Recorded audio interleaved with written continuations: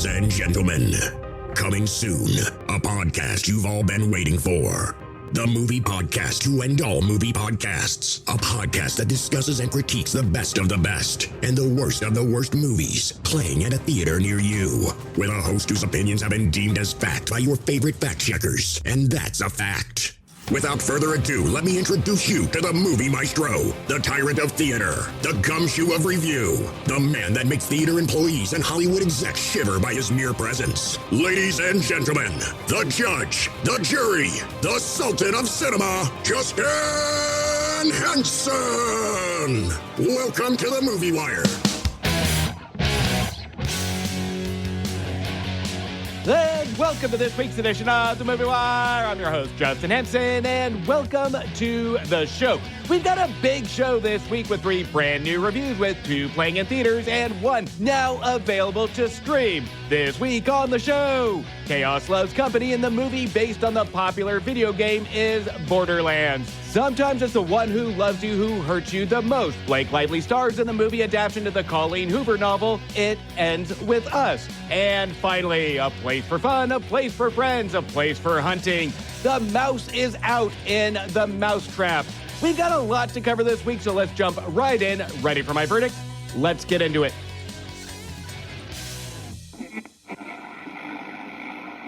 Out of the windows to watch a roar and a bursting of flames. The Movie Wire podcast. We just need people like me. The Wire. And here we go. Based on the best-selling video game, this all-star action-adventure follows a ragtag team of misfits on a mission to save a missing girl who holds the key to an unimaginable power in Borderlands. Would you look at that? A ladder! Unfortunately, my design doesn't facilitate this type of... Well, destiny awaits. Legend has it that there's this massive treasure hidden in some secret vault. And if you go hunting for it, you'd better take any help you can get. Because it's on the weirdest, most dangerous dumpster fire of a world in the universe. God, I hate this planet. What is that smell? Piss wash gully. Ew! Put the window up. I don't want to! Roll the window up! It's Pete. It's Pete. Why do you think it's called piss wash? How did I get the name? It's in my mouth!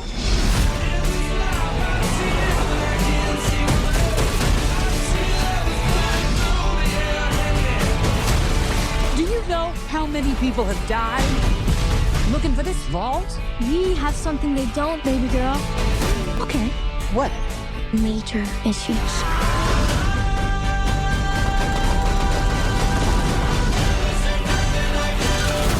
Time to make it rain with your body parts.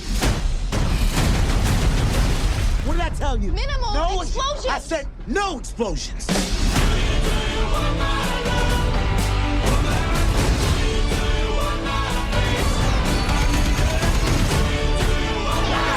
Step aside, bitches!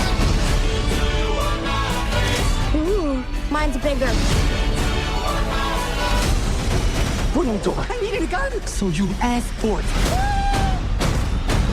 There's only one of you in the world, and you're special. Uh-oh. Kill them all.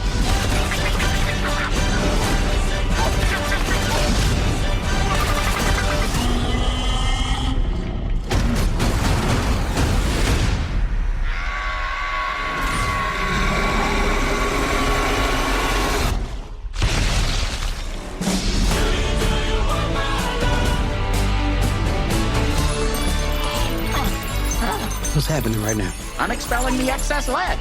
I can't go if you're looking at me. Ooh, actually, scrap that. I can. I really can. Actually, it's helping. Are we really waiting for this to finish? Keep looking at me.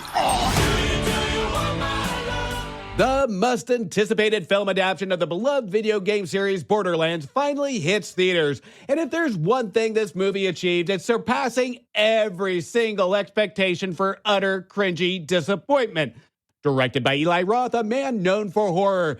Now, I can respect Roth to try his hands at something new, but instead of this action flick, this film turns out to be a dark comedy of misguided errors. It's a funny little movie, just not the kind of funny that you'd be hoping for, or the funny that the filmmakers intended. From the outset, Borderlands attempts to capture the wild, chaotic essence of the game series, a feat easier said than done for Roth. But Roth seems to have been the wrong person to helm a movie like this. For one, Roth isn't relatively known for action, and two, it appears that he just did a Google search on the game, and he never truly embraces the ludicrousy or even have some fun with the material.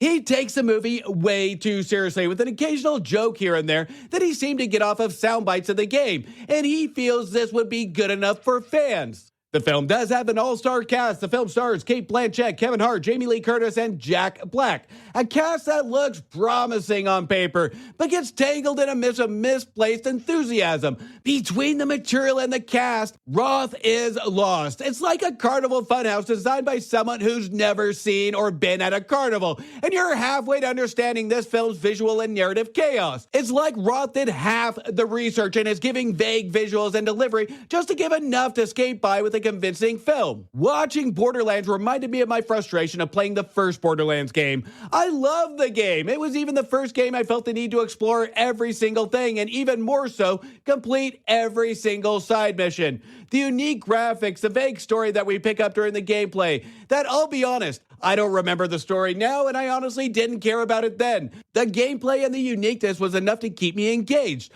But where the frustration landed with the game was after hours of playing every single side mission, spending all this time making sure I get everything.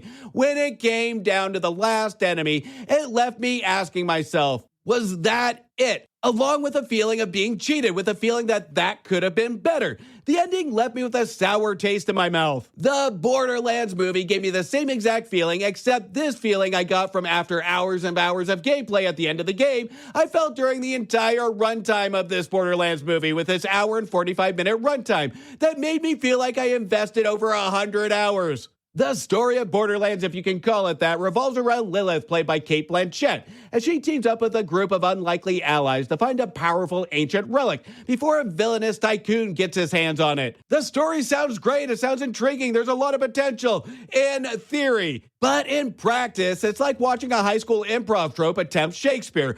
There's an overarching plot buried somewhere beneath this pile of non-explored storytelling garbage, awkward character interactions, and dialogue that seems to be consistently trying too hard in pivotal scenes, and at times not hard enough during a chemistry build between the characters. Kevin Hart does play the comic relief, but the joke's on the viewer. His attempts at humor are about as successful as a high-speed chase, but Kevin Hart is on a Barbie Power Wheels meant for a toddler.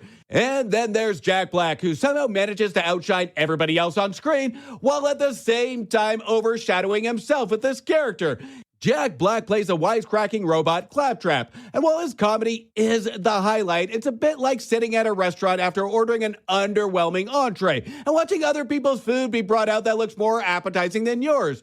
So you just sit there staring at your food filled with regret and disappointment. Almost all the characters of Borderlands are one-dimensional as a pancake, each one fitting into a stereotypical box that's been reused far too many times. We have Lilith, played by Cate Blanchett, who is a stoic leader type, but her written character comes across as more of a wooden demeanor. With Borderlands shot before Tar came out, this film was like winning the slot jackpot, only to have the attendant say, "Oh, sorry, the machine's defective."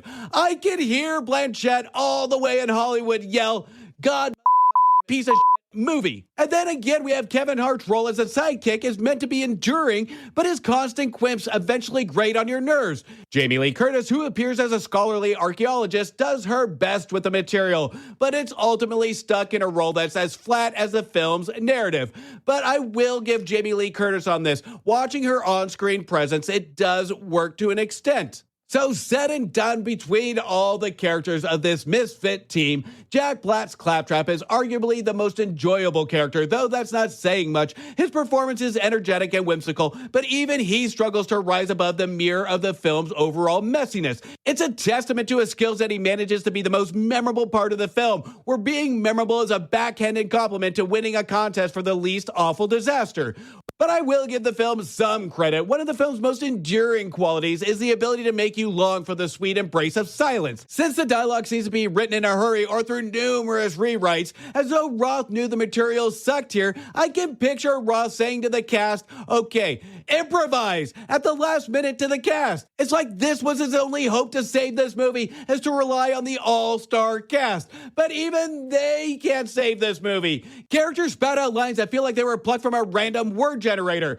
For example, at one point, a character exclaims, "You can't spell chaos without cat," which, while on paper could seem funny with the right delivery or vision of the screenwriter, but lines like this and many, many, many others fall flat. It almost comes across as this film script was a secret test of endurance for audiences, challenging us to sit through increasingly ludicrous lines and still keep a straight face. By the time the final act rolls around, you might be begging for a plot twist that involves a meteor crashing through the screen just to save you from the agony of watching these characters discuss their feelings about treasure as if they were the deepest philosophical questions ever posed. Or even with the lack of chemistry from our team, even more so, do we even care? Borderlands could have pleased me by doing one of two things. One, give me some good dialogue for our top-notch cast to work with to give us some chemistry that makes me want to watch this group. Or two, give us some unique visuals to distract from the horrid writing. I never get either. When it comes to the visuals, the film, which was a filmmaker's visionary blank canvas, is completely wasted as a chaotic mismatch of neon light, shaky cam shots, and special effects that seem to have been sourced from a bargain bin. This could have been the counterpart of the disaster that we see, with keeping with a unique feel, eye-candy, dystopian planet of Pandora setting. But we just get sets and visuals that seem like they were shot in some abandoned town. Borderlands never really takes advantage of the source material of visuals and the setting. That really could have taken this movie to a memorable territory, but rather instead takes us to a memorably bad territory. The aesthetics of Borderlands should be applauded for their audacity, but in a good way. But instead, the setting is a bore, along with the costume design. I can definitely see what they were going for, but the setting is so simplistically boring, the costume design just doesn't work, and it comes across as more of a distraction. Now, when it comes to Eli Roth as an action director, I would be quick to judge that this may not be his forte, or this was a complete overbearing studio-controlled film, and I'm probably right on both counts. But at the same time, to defend Roth, and honestly, I don't know if I should in this case, this does have all the signs of production hell. Originally shot in 2021 with the numerous COVID protocols still in place. This also had director changes, writing changes, reshoots, even with reshoots 2 years later in 2023 by Deadpool director Tim Miller. But at the end of the day, we have to look at the film that's presented. Just given the action scenes by themselves, they're completely sloppy, utilizing way too many close-up shots with hard edits. It's hard to focus on the fun factor that we can feel this film wants to be. These action scenes are frantic and lack a punch that they need. With so much going on visually, it's easy to lose track of what's happening.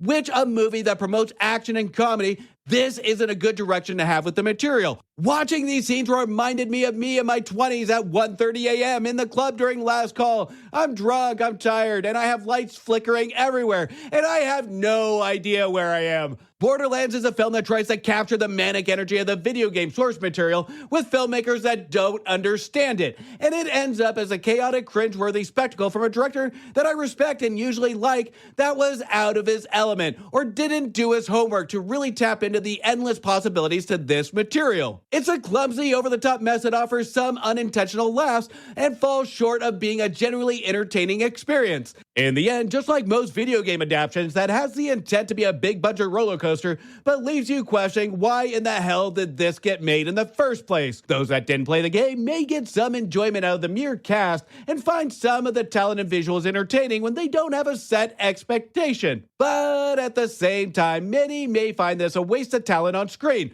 with such a screenplay that screams misguided. I should mention that this film was written by Roth himself and new writer Joe Abercrombie. I'm gonna end my review with this. In a recent interview, Eli Roth said this about the movie: just shut off your brain, grab a bucket of popcorn, and laugh your ass off. Well, Eli Roth, I didn't laugh and my brain was shut off, and even with a shut off brain, my brain told me that this movie sucks. But maybe it was a missing popcorn. Maybe that's why I didn't have a good time. I'm giving Borderlands 1.5 stars. Let's all go to the lobby Let's all go to the lobby.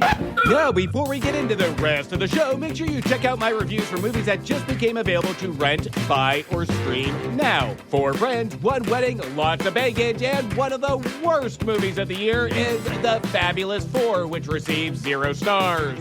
If you can feel it, chase it. And I did feel it, but I had no urge to chase it in this sequel, reboot, whatever Hollywood wants to call a quick cash grab, is Twisters, which received 2.5 stars. He's trying to make history, she's trying to sell it in a movie that made me smile during a conspiracy story versus rolling my eyes in Fly Me to the Moon, which received 3 stars. This Daddy's a Baddie. Things just got a little bit more despicable, including this movie, which was more despicable than Despicable Me, receiving 1.5 stars. Hear how it all began in A Quiet Place Day 1 that was louder than the last one and quieter in substance, receiving 2 stars. Revenge has never been sweeter, and one of the biggest surprises of the year in the heartwarming and entertaining comedy Thelma, which received 3.5 stars. On the Run Bad Boy style and Bad Boys Ride or Die, which plays like every other Bad Boys movie, only our bad boys are looking a little like tired boys, receiving 2 stars. The story of Nation Unsettled in Horizon Chapter 1 that has the potential to be something, but we won't know until Chapter 4, receiving 2.5 stars.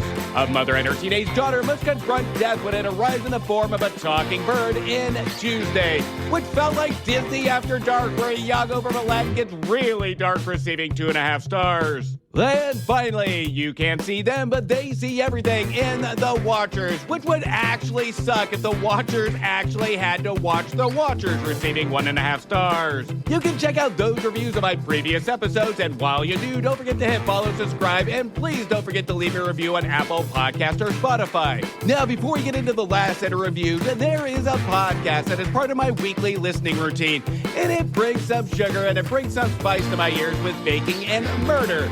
And that's with Karen and Ann over the Sugar Coated Murders podcast.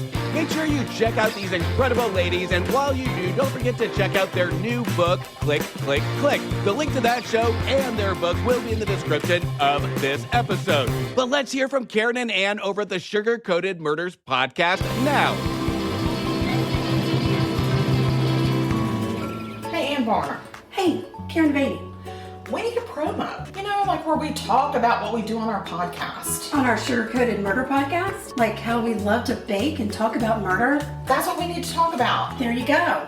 I think we've talked about it. Y'all find us on all your favorite listening apps. Stay sweet. And don't murder. Because if you kill people, we will talk about you. Now, before we get into this review, domestic violence is a trauma on the mind and the body and should never, ever be surrounded by the word love. If you or somebody you care about shows signs of domestic violence, it's time to talk about it. Trauma from domestic violence isn't a journey you deserve to take alone. It's time to get your voice back. The number for the National Domestic Violence Hotline will be listed in the description of this episode. Adapted from Colleen Hoover's novel, Blake Lively plays Lily, who overcomes a traumatic childhood to embark on a new life. A chance meeting with a neurosurgeon sparks a connection, but Lily begins to see the sides of him that remind her of her parents' relationship, and it ends with us. Hey, Lily, you want to do the honors? No, you go ahead. I need to take it in from here. I was hoping you'd say that, okay? Oh my God. Oh, that's my brother, Ryle. The first official customer? Well, you'd have to buy something to be considered a customer. Right now, you're just loitering. We all have an idea of what love can be. I want to see you again. Now you see me. You know what I mean. That special connection you feel. That first kiss.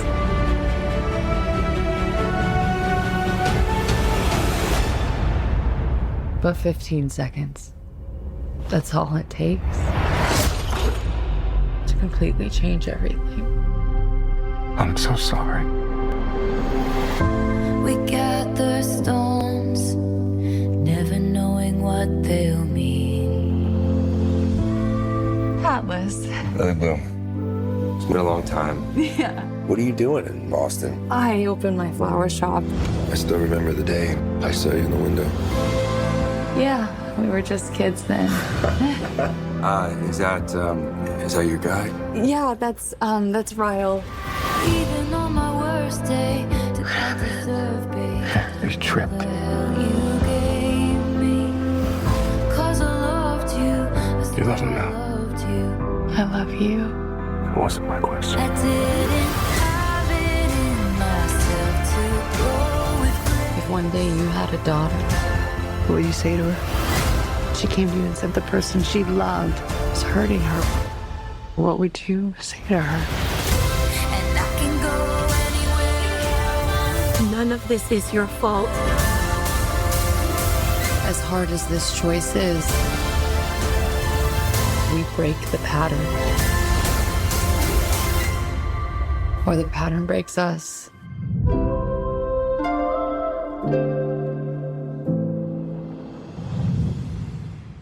It Ends With Us is one of those movies you go into knowing very little, like myself, which is why I'll be giving very little plot points here.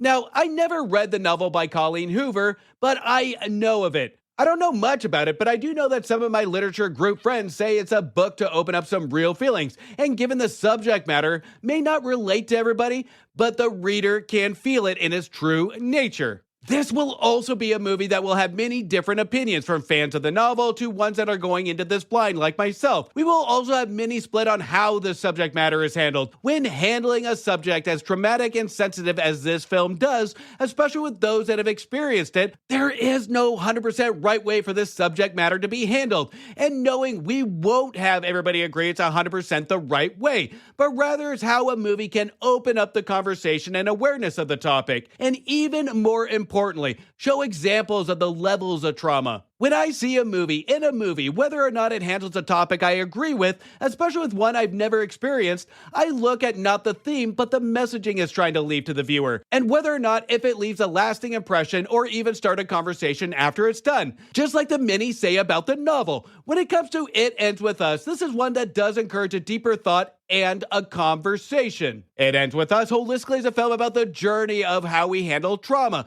and where trauma stems. The film is a beautifully ugly film that takes the viewer on a journey of Lily, played by Blake Lively, whose father just died. So she travels back home to help her mother with the funeral. Trying to cope with her father's death, Lily meets Ryle Kincaid, played by Justin Baldoni, on top of an apartment building's rooftop.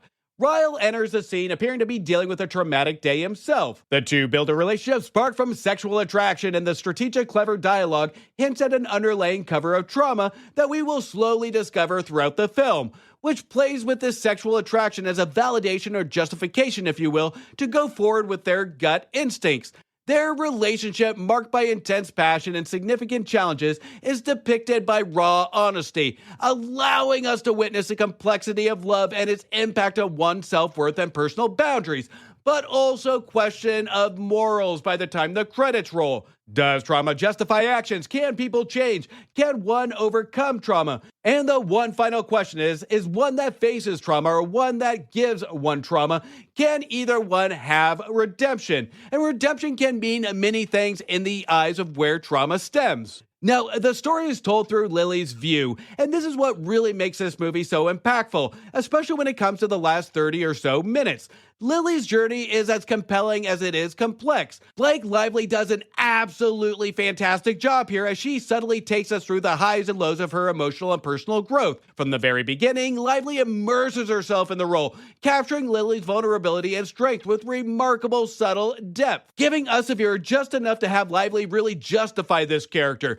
Her performance is not just a portrayal, but a transformation, bringing authenticity to Lily's internal struggles and triumphs while we discover her past during her journey. It Ends With Us is committed to not just telling us a story about trauma, but rather telling us the story of the journey of trauma versus using trauma as a focal point to drive a story and have our characters give an overdramatic dialogue delivery. The film was written and adapted by Christy Hall, who more recently wrote her first film that released not too long ago, that didn't make it on this show due to time constraints, but I did view it, and that movie was called Daddy-O, starring Sean Penn and Dakota Johnson, which had some great performances, but Hall had some great moments that she could have taken the dialogue further. And if you want to watch Christy Hall's first movie that just got released on VOD last week, you can check that out. My review, even though not released on the show, I did give it 2.5 stars. Between Daddy-O and now It Ends With Us, Hall between the two movies is showing what she is good at, which is keeping us engaged and interested with dialogue that just has enough relatability and edge to flirt around the unknown for the viewer. But unlike Daddy-O, this does a much better job on keeping the viewer hooked until we get to the real meat and potatoes of the story. Each conversation feels genuine and reflective of the character's experiences, allowing for moments of introspection and growth. The script's ability to convey profound truths about love and self-worth through the everyday interaction from Lily adds a layer of relatability that makes Lily's journey all more impactful. This also gives all the other characters our two C's, which is credibility and curiosity. This is one of those movies with the wrong writer and wrong director can really take this material and treat it as yet another movie that reaches for the overdramatic with stereotypical characters and situations that plays out as something we have seen time and time again. I knew this was going to be something special from Hall when we take a side character, Alyssa, played by Jenny Slate, who builds a friendship with Lily. When we are first introduced to Alyssa, I feared based on the dialogue, this was going to pivot into the same old formula of this character becoming comedy relief. But Hall does resist that urge and the temptation and makes his character grounded and utilized properly. But in actuality, could have used a little bit more screen time to make the relationship between Lily and Alyssa more believable. Now, the film was directed by Justin Baldoni, who played again Ryle, who shows a lot of vulnerability as a director here, but in a good way. There are moments throughout this movie that I can feel him as a director almost wave his hands around like a conductor to a concerto, allowing our cast to really take in and understand the written material, to allow the dialogue to flow without overthinking it. Baldoni captures the most interesting, brilliant, strategic shots,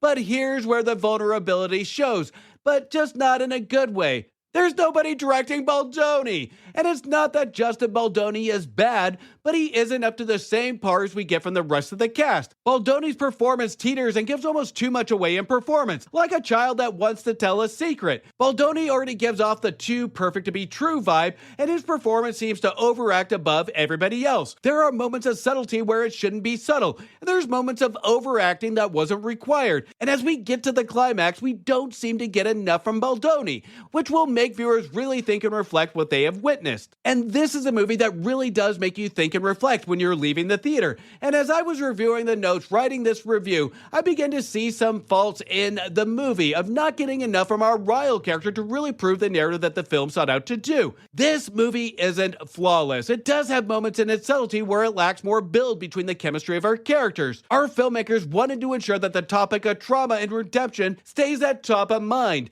but at the same time could have been more impactful for more character build, especially from our Ryle character. The dialogue is already clever and engaging, but this could also be a fault. At times, it can also play it too safe, knowing what the outcome the film was aiming for. When we reach the climax of It Ends With Us, it leaves the viewer with a sense of hope, renewal, and most importantly, reflection. The ending is both satisfying and thought-provoking, offering a resolution that honors the character's journey while leaving room for reflection. It's a fitting conclusion to a story that challenges and inspires, encouraging audience to consider their own experiences and moral values. It Ends With Us will leave a lot of viewers with a tear in the eye and walking out of the theater in deep thought. One of the film's most commendable achievements is its emphasis on empowerment and self-discovery. It Ends With Us is not just a love story, but a narrative about finding one's voice and reclaiming one's power. Lily's journey is a testament to the strength found in vulnerability and the courage required to make difficult choices for the sake of personal well-being. One of the biggest challenges in a movie like this has always been a balance.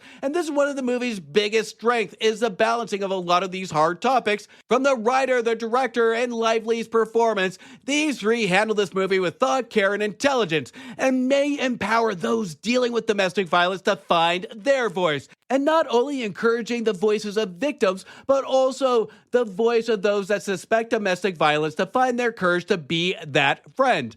I'm giving It Ends With Us 3 stars. It's Alex's 21st birthday, but she's stuck at the amusement arcade on a late shift, so her friends decide to surprise her. But a masked killer dressed as Mickey Mouse decides to play a game of his own, which she must survive in the mousetrap.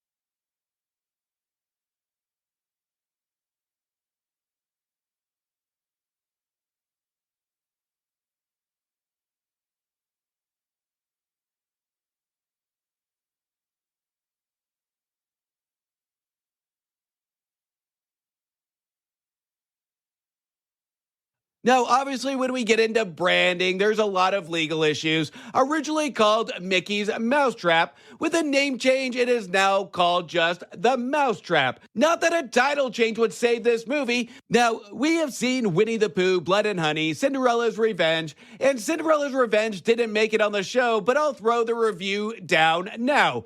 It sucks. And now, with classic Mickey being a free game character, this was bound to happen, especially if the studio that brought you Winnie the Pooh, Blood and Honey gets their way and creates what they want to call a Poohverse. With films like Peter Pan's Neverland Nightmare, Pinocchio Unstrung, and Bambi the Reckoning in the works, these movies do fairly well, not because they're good, but because they are cheap to make and they bank on familiar characters. The Mousetrap, thus far, is the biggest character cash grab to date. At an hour and 23-minute runtime, this was the longest movie I have ever sat through. This film took me 3 different attempts to sit through and finish it, dragging my feet into my theater room, in which when my screen came down from the ceiling, usually I'm met with a little bit of fun anticipation to what I'm about to see. Instead, I let out a big sigh of disappointment each and every time. I got more excitement by going into the laundry room.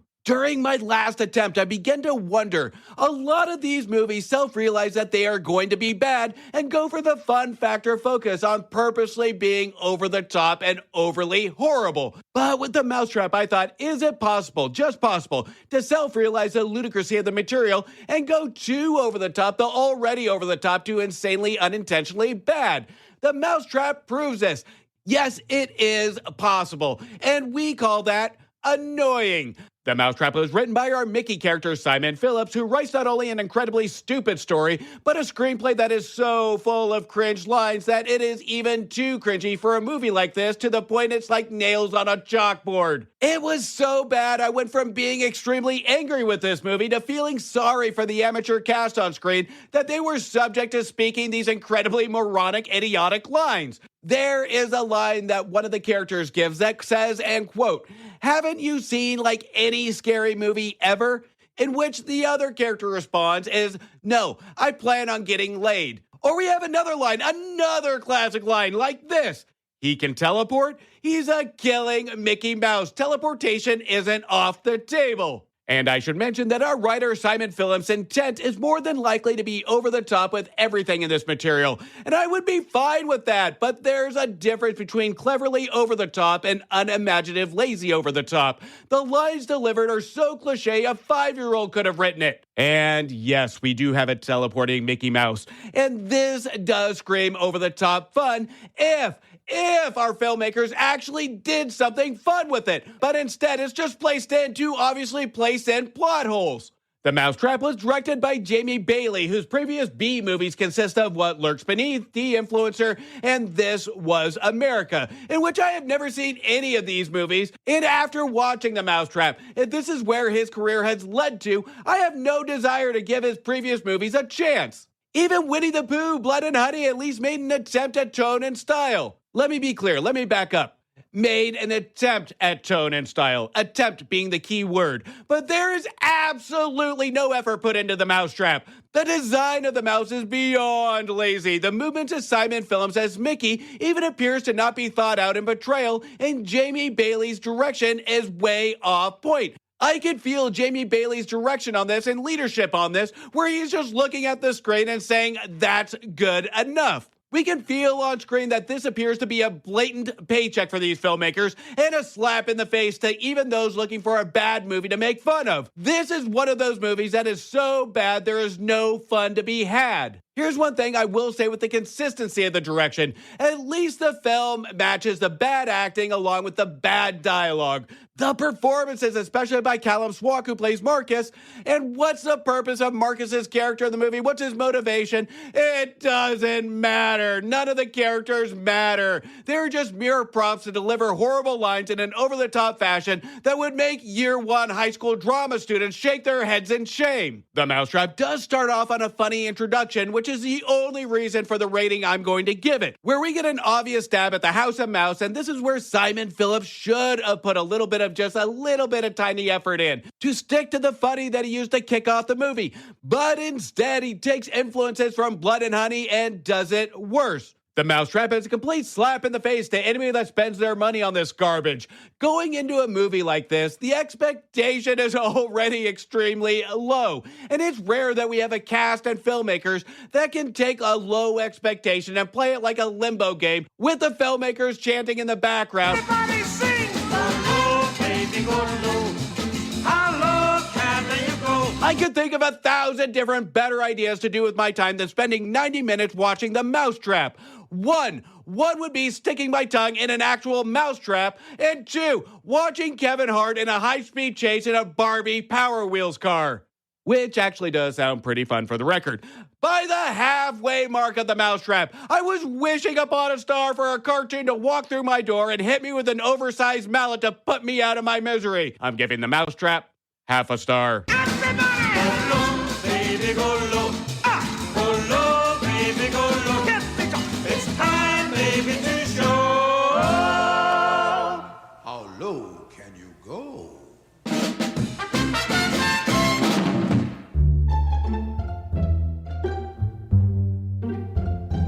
And that's a cut on this week's edition of The Movie Wire. I want to thank you for listening and thank you for your support. You can also show support by following me on Instagram, Blue Sky, X, Thread, Facebook, TikTok, YouTube, and Letterboxd at Movie Wire Show. And please don't forget to leave a review on Apple Podcasts or Spotify. And if you haven't yet checked out the Cult-Worthy Cinema Podcast and the Movie Wire's crossover show, Back to the Balcony, make sure you do. Again, the link of that show will be in the description of this episode. Until next week, do me a favor. Make sure you stay for after the credits to show the respect to those that put their blood, sweat, and tears into making a feature film and support your local movie theaters. A verdict has been made on this episode of The Movie Wire by your host, Justin Henson. He thanks you for listening to the show. You can follow Justin on Instagram and Twitter at Movie Wire Show or visit his website, www.themoviewire.com. Oh, and don't forget to leave a review on Apple Podcasts and Spotify. I'm sure he'd love to hear from you.